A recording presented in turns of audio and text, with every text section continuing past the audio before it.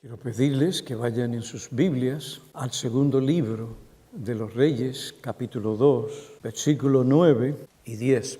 Y cuando habían pasado, Elías dijo a Eliseo, habían pasado el Jordán, pide lo que quieras que yo haga por ti antes de que yo sea separado de ti. Y Eliseo dijo, te ruego que una doble porción de tu espíritu sea sobre mí. Y él le dijo, has pedido una cosa difícil. Sin embargo, si me ves cuando se ha llevado de ti, así te sucederá. Pero si no, no será así. Muy bien. Vamos a tener momentos de oración.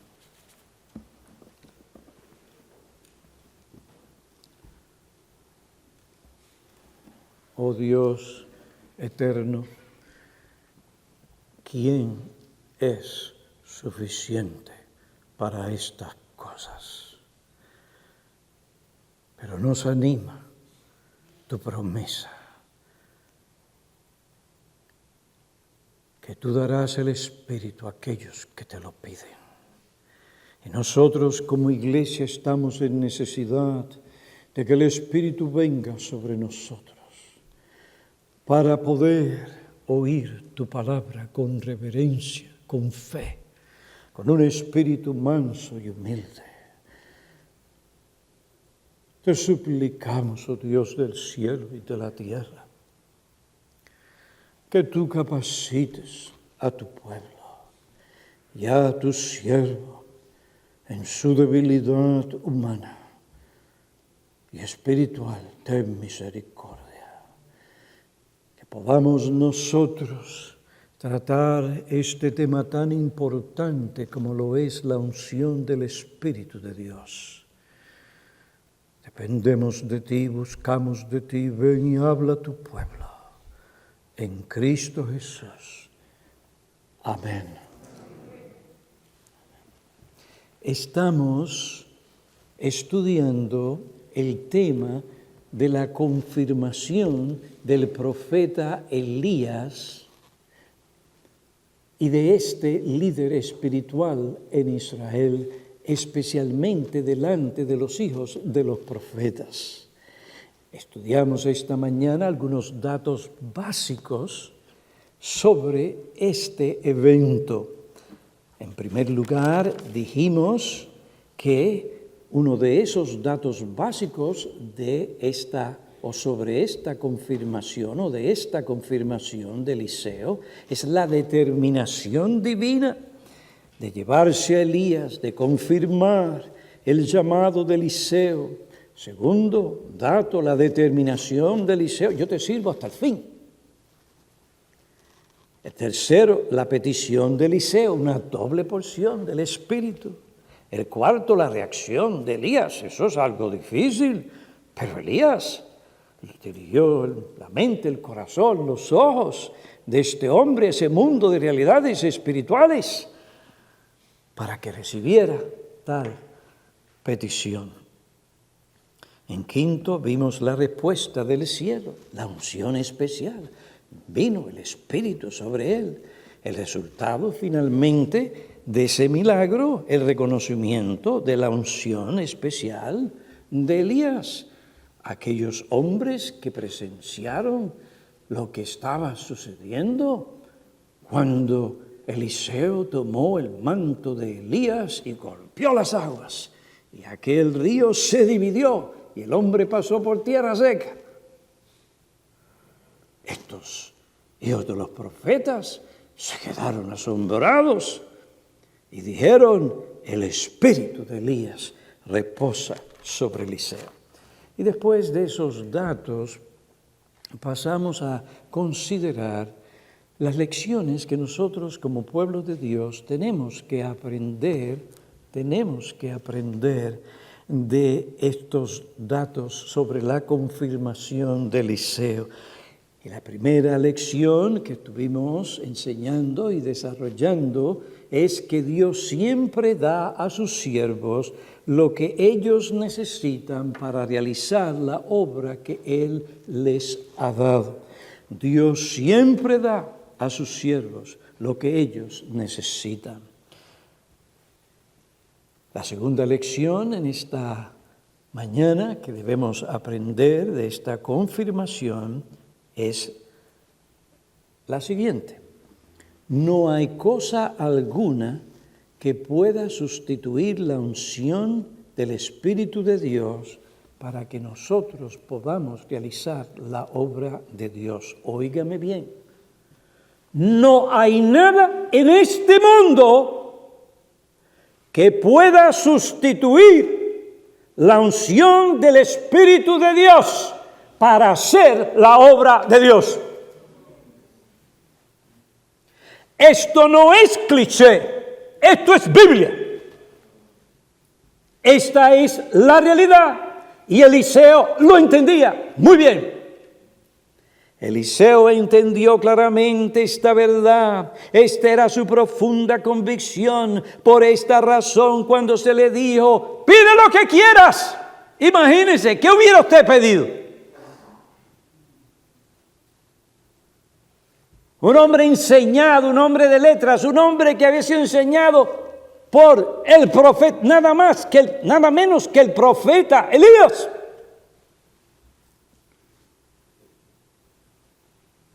Dame la doble porción del Espíritu que reposa sobre Elías.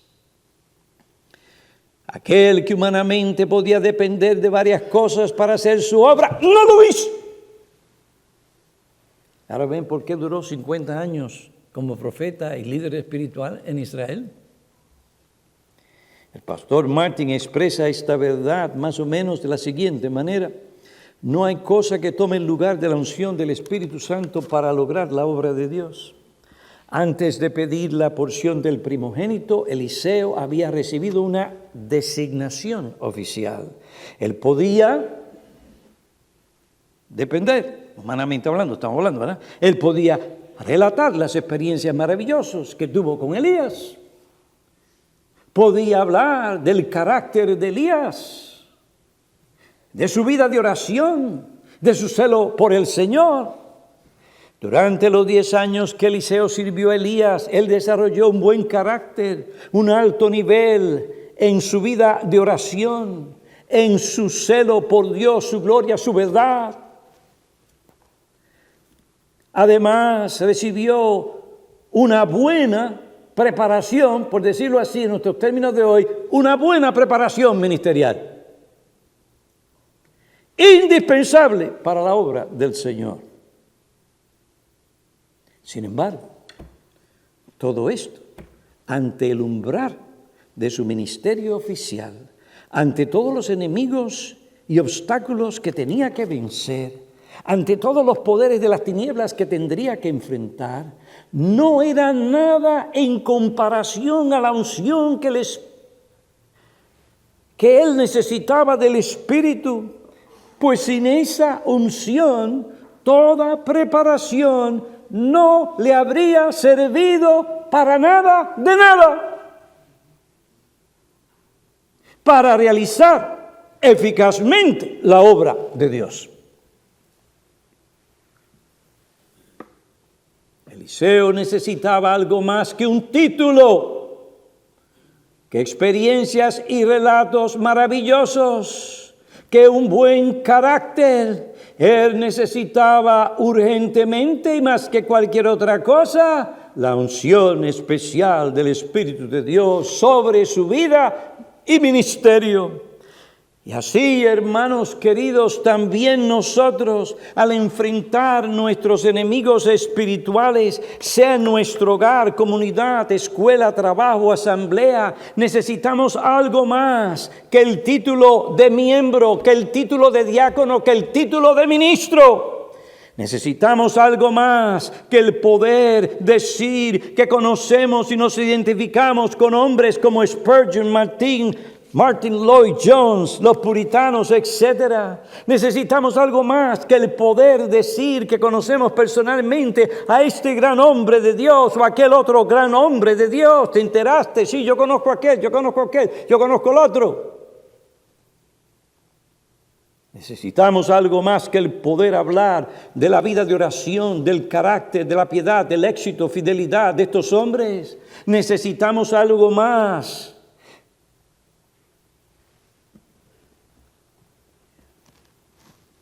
Que hablar sobre lo que aprendimos de esos hombres. Lo que necesitamos sobre todo es la unción del Espíritu de Dios. Créame, sin ella en esta iglesia no hubiéramos llegado hasta aquí.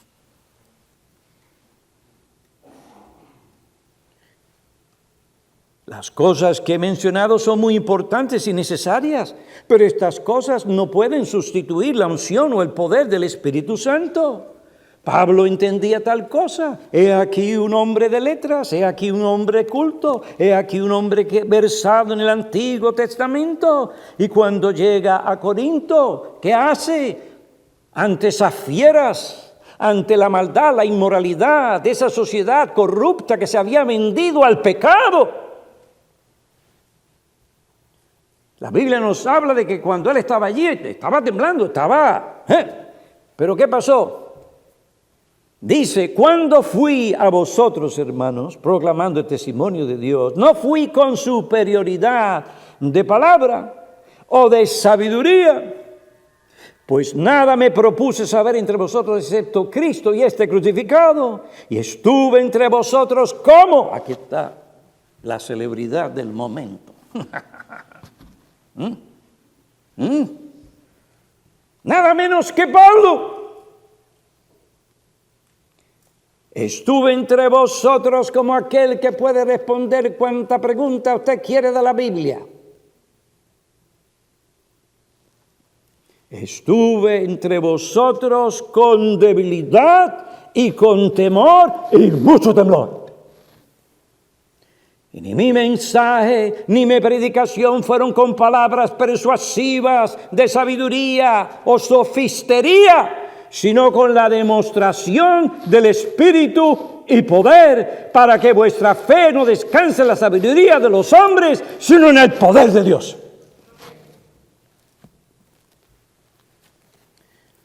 Necesitamos, hermanos, medidas copiosas de la presencia, la capacitación del Espíritu para hacer la obra que Dios nos ha dado a cada uno de nosotros. Con estas declaraciones no estoy prometiendo o promoviendo aquella experiencia que otros llaman bautismo del Espíritu Santo. Tal bautismo del Espíritu Santo se llevó a cabo en el día del Pentecostés, cuando el Espíritu Santo vino una vez y para siempre a residir de una manera especial en la iglesia, como nunca antes había pasado. El bautismo, es decir, ese derramamiento del Espíritu sobre aquella iglesia. Este bautismo marcó la llegada y la presencia, el ministerio del Espíritu Santo, la promesa de Cristo. Yo me voy, pero no os dejaré huérfanos. Enviaré el Espíritu. No es que el Espíritu no estaba y no estaba en el corazón de las personas. No, sino que ahora venía en una manera especial para capacitar a la iglesia a una gran tarea global, como la iglesia y el pueblo de Dios nunca había experimentado. Tal cosa no podían hacer los hombres y mucho menos los discípulos.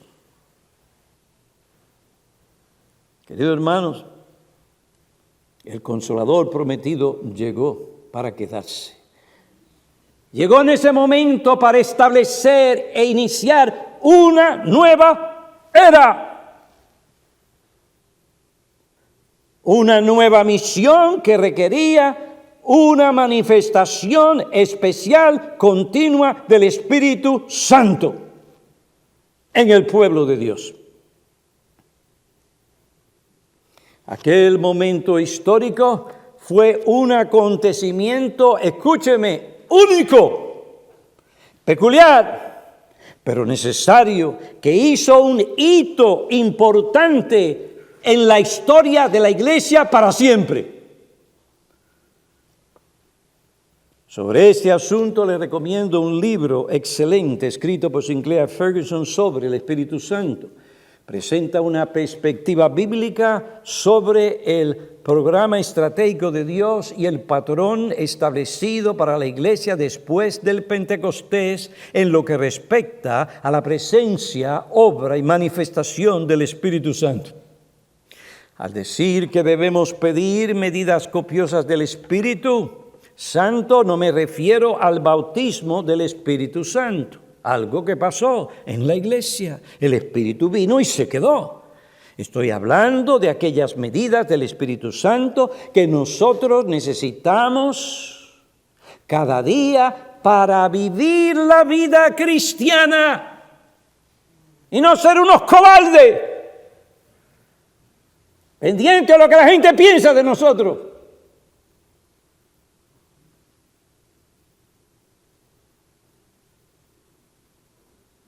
Hay que tener el Espíritu para que con sabiduría y piedad y firmeza mantengamos la verdad, sea lo que sea, cueste lo que nos cueste.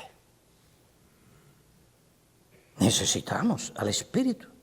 Sí, me refiero también a aquella unción que los ministros necesitan para proclamar la palabra, Hechos 4:31.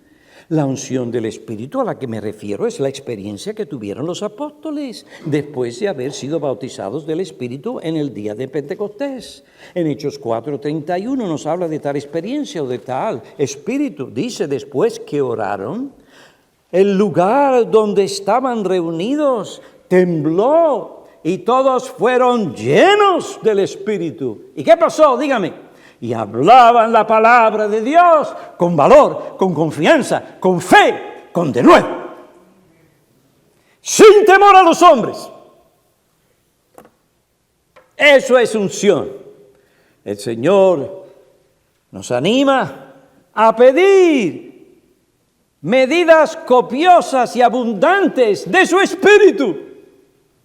Lucas 11, versículo 13. Pues si vosotros, siendo malos, sabéis dar buenas dádivas a vuestros hijos, ¿cuánto más? Miren el lenguaje, ¿cuánto más? El Padre Celestial dará el Espíritu Santo a quienes se lo pidan. Pero pastor, ¿no dice usted que cada creyente tiene el Espíritu? Entonces, ¿por qué pedir que el Espíritu sea dado? Bueno, según Romanos capítulo 8, versículo 9, el Espíritu Santo mora en cada creyente. Dice, sin embargo, vosotros no estáis en la carne, sino en el Espíritu. Y si en verdad el Espíritu de Dios habita en vosotros. Pero si alguno no tiene el Espíritu Santo, el tal no es de él. Punto. No coma. El bautismo individual del Espíritu Santo, ¿cuándo sucede?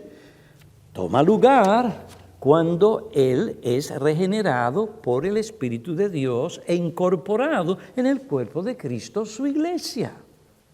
Primera a los Corintios, capítulo 12, versículo 13. Pues por un mismo Espíritu todos fuimos bautizados en un solo cuerpo. ¿Ven de qué se refiere? Ya judíos o griegos, ya esclavos o libres, y a todos se nos dio a beber del mismo Espíritu. Ese es el patrón, el paradigma normal del Espíritu que Él realiza, de esa obra que Él realiza en el corazón de aquel que salva. Ahora, que el Espíritu mora en cada creyente no significa que el poder y la manifestación del Espíritu Santo en el creyente no puedan ser ampliados, aumentados. ¿Acaso este cuerpo tan frágil que tiene cada uno de nosotros contiene todo el poder del Espíritu?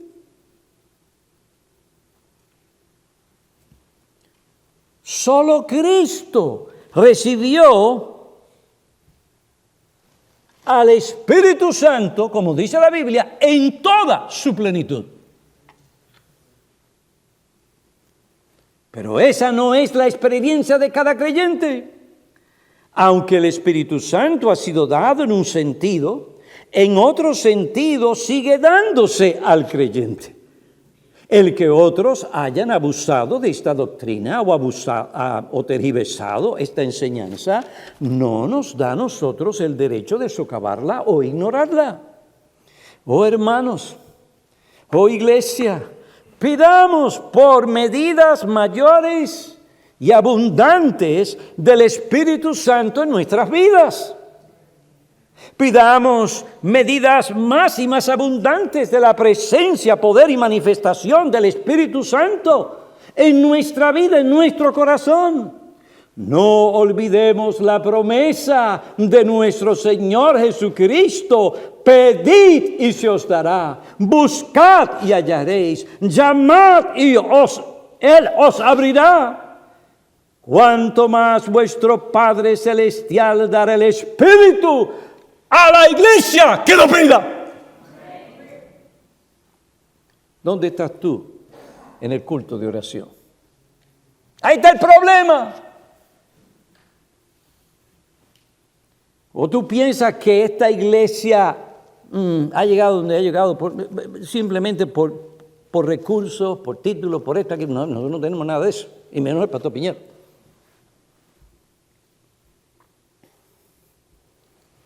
¿Sabes lo que es durar 46 años en una misma iglesia? No es cualquiera.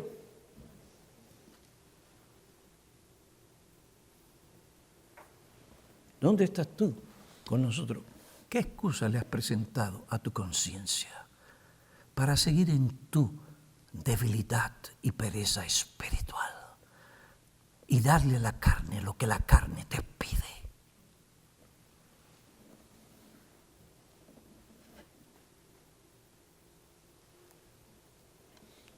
Necesitamos al Espíritu de Dios para la vida cristiana.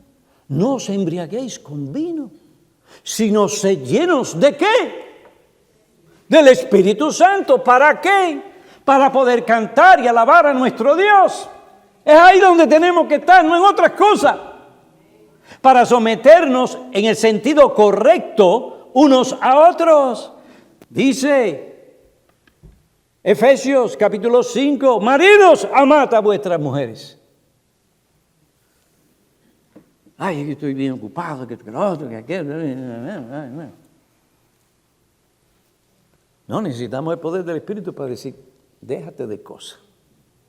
Tu mujer te necesita. Para las esposas estar sujetas en principio a su marido, especialmente cuando estos individuos son un poco difíciles, vaya, porque qué maridito tiene aquella mujer.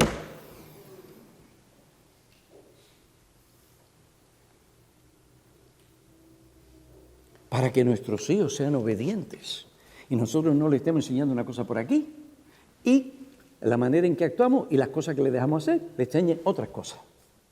¿Dónde estás tú? En la escuela dominical. ¿Dónde estás tú?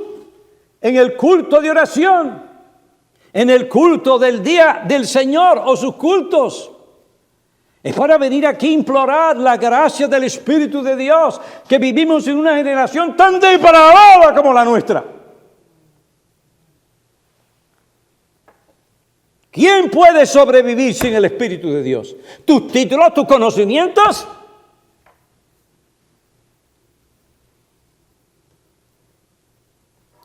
¿Qué está sucediendo en tu vida? Tu problema no es con nadie en particular, es tú y Dios. Tú estás mal.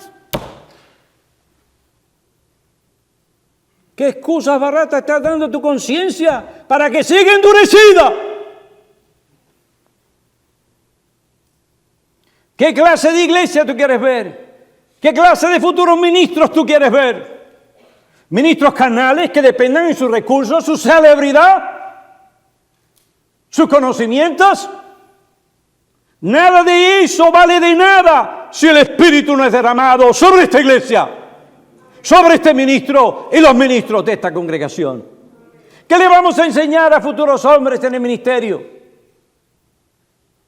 Eso mismo, que necesitamos el Espíritu de Dios para ordenar nuestros hogares como Dios pide. Para poder estar firmes con la armadura de Dios contra los ataques infernales del maligno.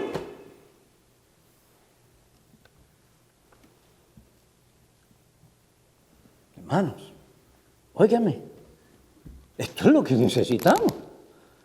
Aquí no necesitamos un nuevo método, una nueva perspectiva,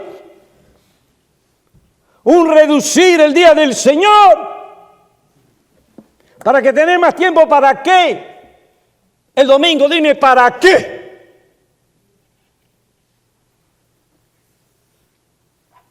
Necesitamos el Espíritu de Dios para observar el día del Señor, como Él manda en su palabra. Y cuando lo hacemos, ¿qué Dios nos dice? Te voy a prosperar y a bendecir. Voy a llenar tu casa de alegría, no a quebrantar tu corazón. No, nosotros no necesitamos nuevos métodos, nuevos enfoques, nuevas metas. No, eso es lo que nos querían algunos vender. Pero Dios nos dio cabeza y discernimiento y humildad para someternos a la Biblia. A creer que la Biblia es la palabra de Dios y que el instrumento poderoso en las manos del Espíritu es su palabra. Esta iglesia no tiene ninguna otra cosa que eso. Oiga bien, la presencia del Señor. Y si contristamos al Señor, tenemos que estar hincados pidiendo perdón. Pidiendo perdón. ¿Qué lecciones nos enseña la confirmación del llamado Eliseo? Dios siempre da a su siervo lo que necesita. No hay cosa alguna que pueda sustituir la unción del Espíritu Santo para hacer la obra de Dios. Imposible.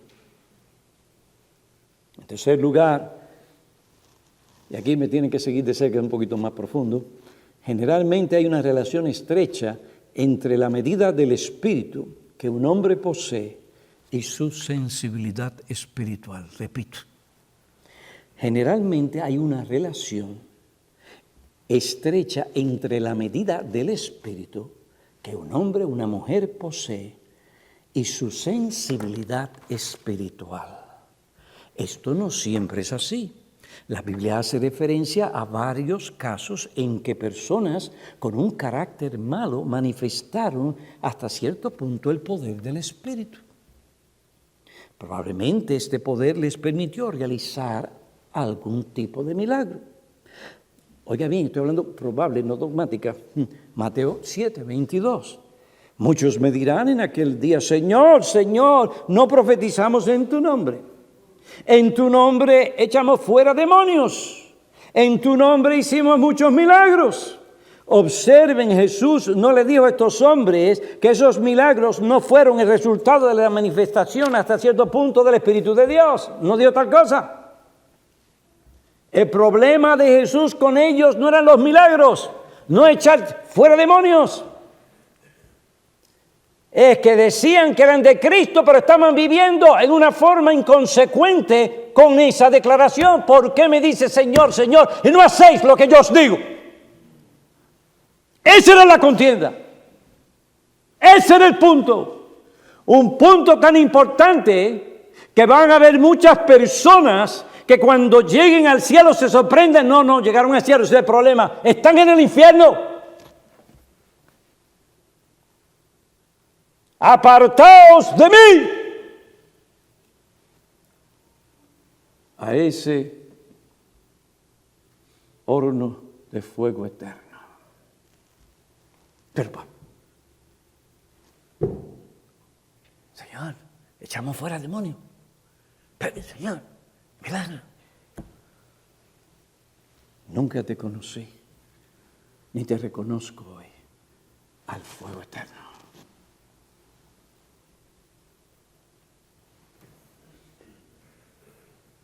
Probablemente a esto se debe que Judas haya realizado algunos milagros. Pero a pesar de estos casos, podemos decir que generalmente hay una relación estrecha entre la medida del espíritu de un hombre y una mujer que ellos poseen y su sensibilidad espiritual o discernimiento. Elías le dijo a Eliseo, si me ves, cuando sea llevado de ti, así te sucederá. Recibirás esa doble porción que has pedido, pero si no hay en ti esta sensibilidad espiritual que te permite ver ese mundo de realidades espirituales como cosas más importantes que como tú te vistes, que qué clase de relajamiento tú tienes, de tu fiesta, de aquello y de lo otro.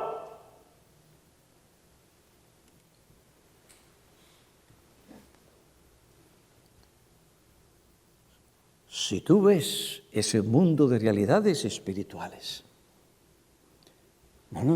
si no lo ves y lo ves como algo más importante que las cosas pasajeras y transitorias de esta vida, porque hay algún mal en ti, algún pecado en ti, Eliseo, alguna deficiencia en ti que te impida ver esta visión y la importancia de la misma. Si es así, no recibirás tal bendición. La verdad es que las pasiones pecaminosas, el orgullo, la ambición carnal, el materialismo, el consumismo, sí, Señor, la mundanalidad o el pecado que no es mortificado puede incapacitarnos para recibir mayores medidas copiosas del Espíritu de Dios. Dios en Efesios 4:30 nos dice qué cosas entristecen al Espíritu Santo. Versículo 31, se ha quitado de vosotras toda amargura, enojo, ira, gritos, maledicencia, así como toda malicia.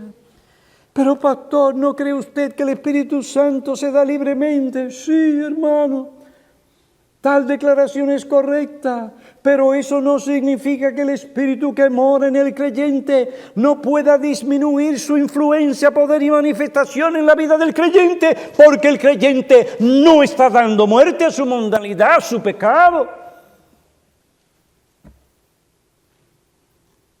Y anda alimentando la amargura, y anda alimentando el rencor, y anda alimentando el enojo, y se acercan y esa clase de enojo y situación que tienen, quieren pasársela a otros para que otros compartan con ellos en su mal. Dios dice, estas cosas entristecen al Espíritu Santo. Y si Él es entristecido porque tú están entristeciéndolo, no se verá la manifestación. Lo que se vean cuando la gente te vea, tal vez no te lo digan, es carne, mundo. Es temor a los hombres. Dios no quiere tal cosa en su casa.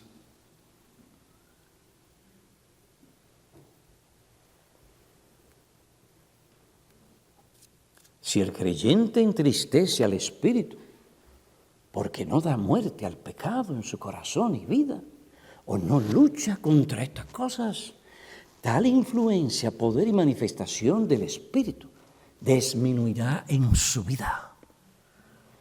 No entristezcáis al Espíritu Santo. Por algún tiempo aquí se estaba entristeciendo el Espíritu Santo.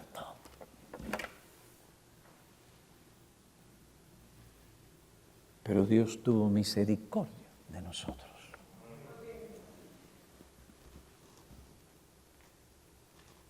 Hizo su obra.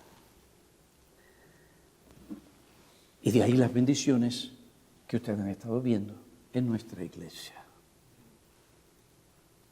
No entristezcáis al Espíritu Santo. Esta exhortación y mandato debería llevar al creyente a dar muerte a cualquier pensamiento y deseo pecaminoso, a cualquier lujuria que aparezca en sus pensamientos y corazón. Usted no ve que de momento está así, viene alguna de estas cosas y dice, ¿de dónde apareció esto? O mire este pensamiento, o mira aquella cosa. Usted no puede alimentar tal cosa, usted tiene que, darle muerte ahí mismo. Son las cosas que empiezan a envenenar el corazón, a corromper el corazón.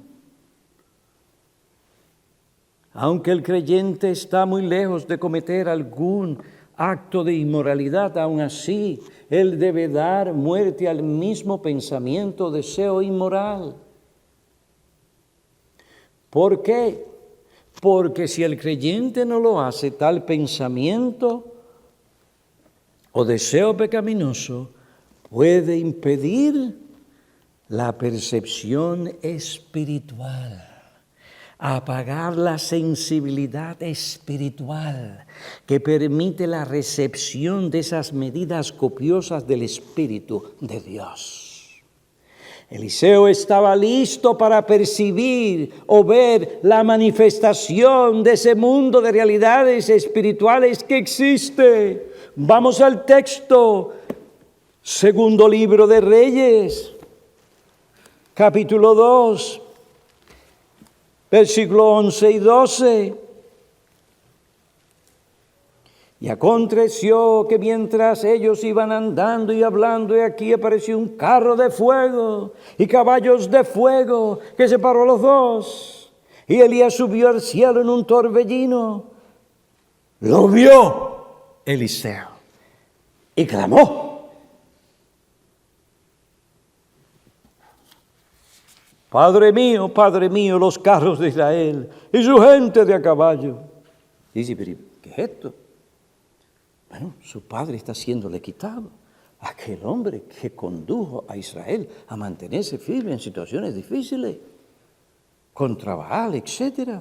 Y aún además nos quitan a este hombre que ha de hacer Israel, a pesar de que tenga carros, gente de a caballo. Y no lo vio más, y no lo vio más.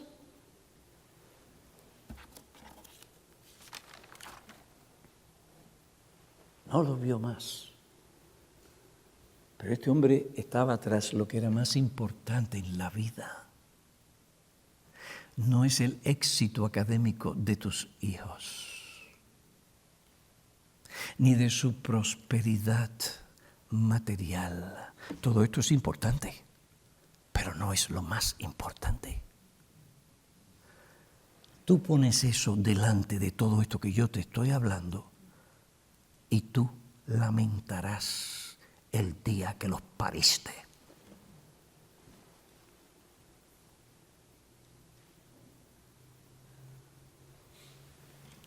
Es cuestión de tiempo. Deja que veas sus hogares arruinados, divorcios por aquí, nietos tuyos por allá y por acá. Recuérdate de lo que el Espíritu te dice hoy. No entristezcáis. ¿Estás tú entristeciendo al Espíritu de Dios? Necesitamos el Espíritu de Dios. Pero el punto es, hermanos, hay una relación. Usted tiene que ser sensible a lo que es más importante. Usted tiene que ser a ese mundo de realidades que le gobierna. No, ese mundo de realidades que está alrededor de usted. Nosotros no vemos ángeles, pero eso no quiere decir que no están aquí.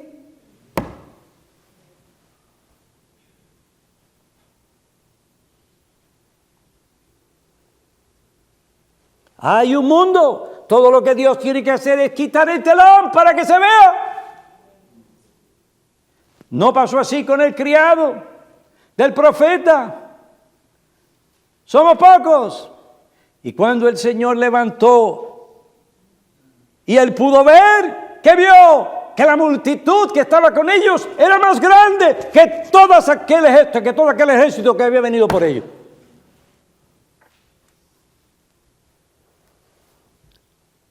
Hay una relación, hermanos, estrecha entre la medida del espíritu que un hombre y una mujer posee y su sensibilidad espiritual. ¿Para qué tú estás en este mundo? Pastor, yo tengo para mí, mi esposo, mi mujer, dice el esposo, para mí, para mis hijos, para mi esposo. Mira, déjame explicarte algo. Tus hijos se van a casar y se van a ir. Tarde o temprano, a menos que tú no estés criando un hijo necio, vago,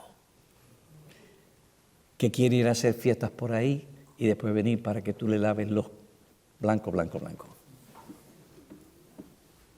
Tienes comida, tienes albergue, el pobre ahí se sienta, ay, qué bien. Entonces cuando no viene, no te aparece un día, no te aparece el otro, está por ahí, ya tú sabes. Hermano, ¿qué necesita esta iglesia? Dios primero tiene que limpiar para entonces derramar. Entonces esta es nuestra oportunidad. ¿Cuál es eso? Poner nuestros ojos en Jesús, el autor y consumador, y que Él cumpla lo que Él prometió. Yo no os dejaré huérfanos, yo te voy a mandar el Espíritu Santo para consolarte, para guiarte, para dirigirte, para que tú puedas vivir una vida llena del Espíritu y se vea en la manera en que se conducen los asuntos en tu hogar, con tus hijos. ¿O son ellos los que mandan en tu casa?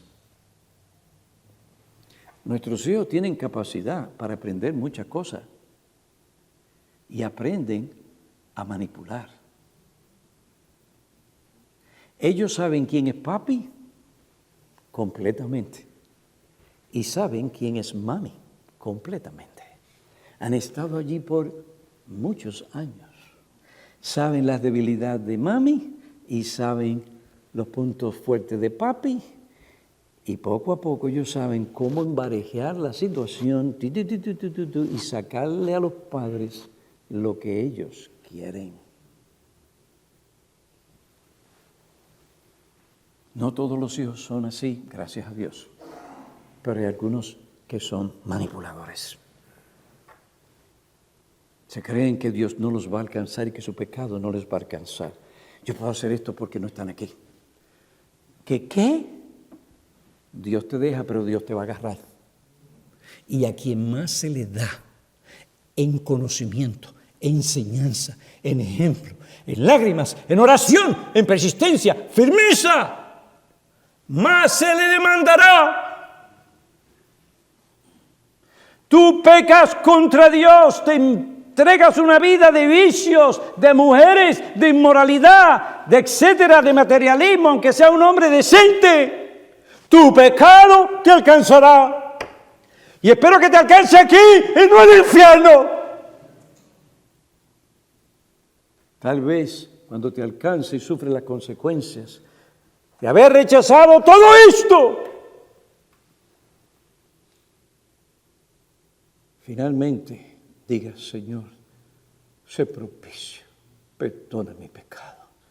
Y te des cuenta de lo que el hijo pródigo se dio cuenta. Que la vida no consiste en los bienes que tienes, en cuánta mujer tienes, en cuánto el internet te puede dar para que tú veas, en las ganancias de este mundo, en los títulos, reconocimientos de este mundo. Recibió todo, lo malgastó.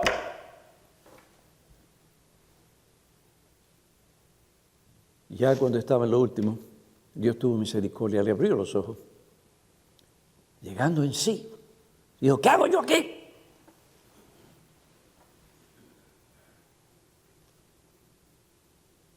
Pero ¿saben lo que pasó con el hijo pródigo? No se quedó allí, porque él sabía que Dios es un Dios de misericordia, y eso era lo que su padre había reflejado. Él sabía que él podía regresar a su casa, y su padre, viéndolo arrepentido, lo recibiría. Y así fue. ¿Y qué del que se quedó? Ese no era más malo. Ese no era un pecador, por decirlo así. Aquel es más malo que este que se quedó. En cierto sentido sí, en cierto sentido no. Los dos estaban perdidos. El uno decía: yo he hecho todas las cosas que tiene que hacer un buen hijo.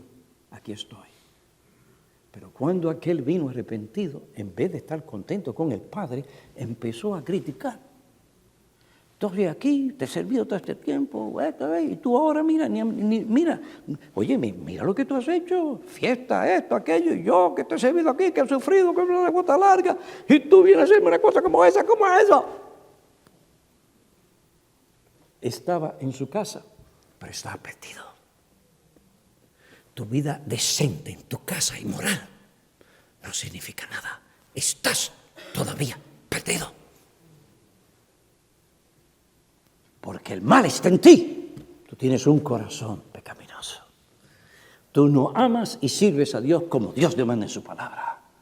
Entonces, tú vives en la cuerda floja. ¿Sabe la cuerda floja?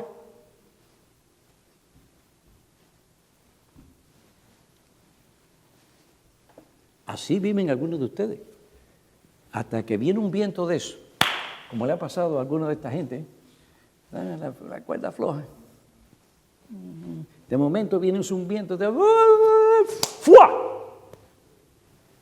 Algunos de ustedes van a caer en el infierno a sí mismos. No tiene que ser. Porque Dios envió al Señor Jesucristo para que todo aquel que en Él crea no se pierda, mas tenga vida verdadera. Vida en abundancia. Hemos señalado algunas cosas, algunos datos históricos sobre la confirmación de Eliseo como el profeta y líder espiritual en Israel. Entonces, esto nos llevó a considerar varias lecciones que debemos aprender. Dios da lo que sus siervos necesitan. No hay cosa que pueda sustituir al Espíritu. Y hay una relación estrecha entre la medida del Espíritu que un hombre y una mujer posee y su sensibilidad espiritual. Ahora, como hoy es el día de la ordenación y entre ellos no solo la del hermano Ramírez, sino también la de nuestro hermano Ariel Rodríguez, yo tengo unas palabras aquí, espero que sean palabras de Dios para él. Hermano Ariel Rodríguez, en este día de tu ordenación al santo oficio del ministerio y a través de tu vida ministerial, guarda tu corazón, guarda en tu corazón estas lecciones que se desprenden de la confirmación de Eliseo al llamado que Dios le dio. 50 años sirviendo al Señor. Recuerda que Dios da siempre, no importa la situación, lo que sus siervos necesitan. Tú pues, hijo, fortalécete en la gracia que hay en Cristo, porque Dios no nos ha dado el espíritu de cobardía, sino de poder, de amor y de dominio propio. Fortalécete en Él, y Él aumentará en ti el valor, las agallas espirituales, la sensibilidad, la comprensión, consideración, la sabiduría, el amor, el dominio propio. Todas estas cosas esenciales en la vida del ministro. Te dará lo que necesitas para que puedas ministrar eficazmente al pueblo de Dios. Recuerda que no hay cosa alguna que pueda sustituir la unción del Espíritu de Dios para realizar la obra de Dios. El conocimiento bíblico, la preparación ministerial, los consejos del pastor Piñero que has recibido son importantes y son bíblicos, para que sí puedas cumplir con tu labor. El estudio de la palabra y tu vida de oración son indispensables para que puedas ministrar eficazmente la palabra de Dios.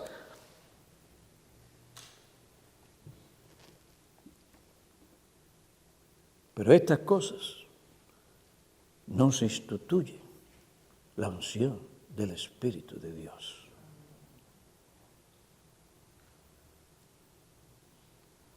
Entonces, pide al Señor por mayores medidas del Espíritu de Dios.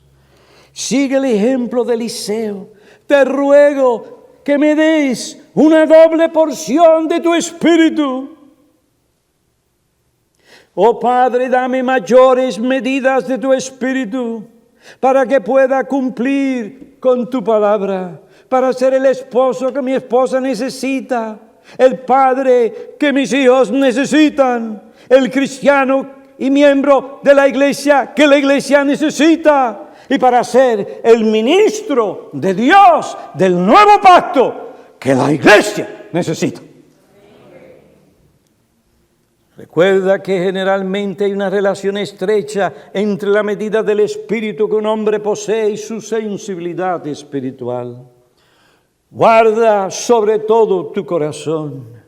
Cuando detectes cualquier seducción pecaminosa en tu corazón o del diablo del mundo, pide a Dios poder para resistirla. Cuando el diablo, como hace conmigo de vez en cuando, me tira 2 o 3 de esas, usted sabe, es difícil porque él tira las de Marichal y las de Marichal llegan. El diablo me tira. Yo predicando me tiro.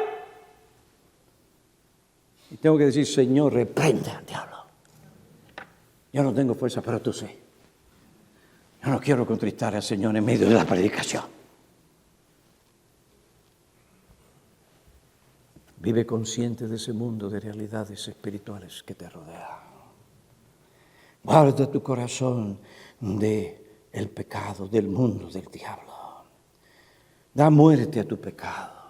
Hay ministros que se olvidaron de estas lecciones y hoy lamentan su descuido y su olvido. Sé fiel a Cristo, sé fiel a esta iglesia, para que tú también puedas decir como el apóstol: he peleado la buena batalla, he terminado la carrera, he guardado la fe. En el futuro me está reservada la corona de vida que el Señor, juez y justo, me entregará en aquel día. Oremos.